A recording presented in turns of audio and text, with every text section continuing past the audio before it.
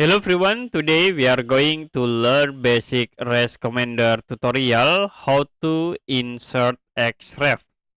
So if you want to insert Xref, you can type Xref, press enter, and will be show for the reference in the rec bar. To attach drawing, you can choose attach drawings, and you also can attach another objects like image, PDF, degen, or another extension file.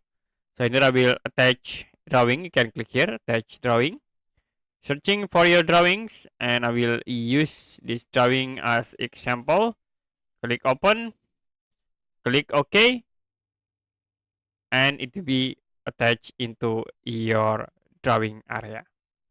Okay, that's it for basic res commander tutorial how to insert Xref.